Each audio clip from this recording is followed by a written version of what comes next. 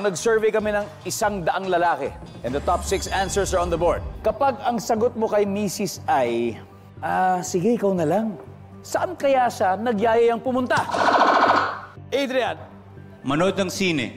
Manood ng sine. Wala. Paolo, kapag ang sagot mo kay Mrs. ay, sige, ikaw na lang, Jessica. Saan kaya siya nagyayayang pumunta? Saan kakain?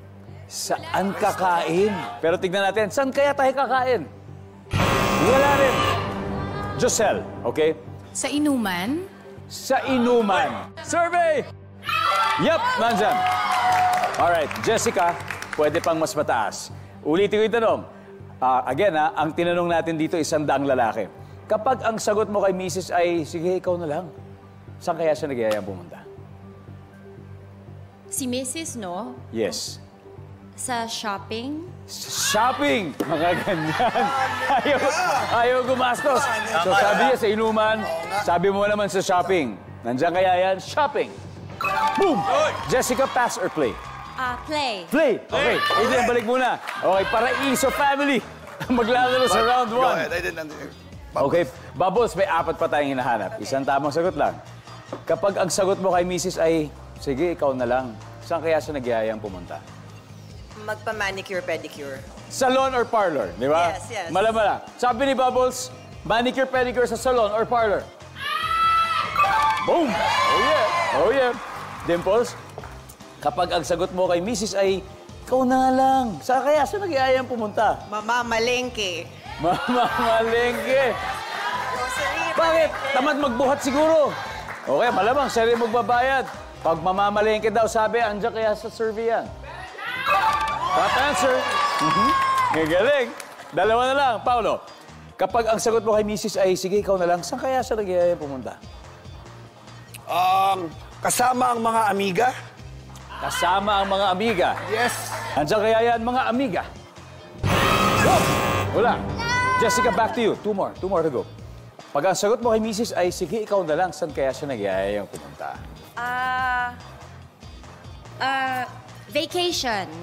Bakasyon! Oh, wow, vacation. Ayaw mo kasama sa bakasyon. Ayaw kasama. Nakasama yung mga babae. Actually, si Mr. ang may ayaw sumama. Ba't kaya? So anyway, malay mo na dyan yan, di ba? Bakasyon, sabi niya. Survey says, wala. Alright? Hernandez Alandi.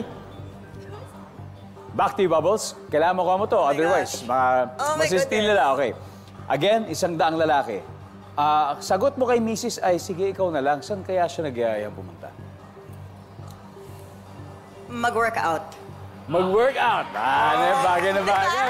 Bagay na bagay. Mag-yoga. Dear, workout tayo. Magsasabing lalaki. Sige, ikaw na lang. Mag-workout. Hindi nag-workout ang sagot. Hindi na natin kung mag-workout dito. Jason, ano kaya sa palagay mo? Family gathering. Family gathering. Pwede, Jonah? Children's party. Family gathering. Children's party? Mas specific. Josel? Ako tingin ko rin gathering.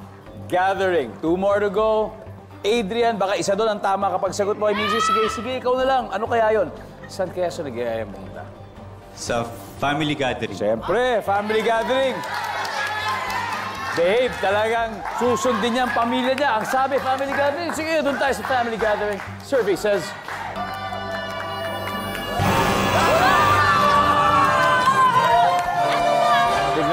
Tignan natin. Hindi umubrang family gathering. Ano kaya? Number 6.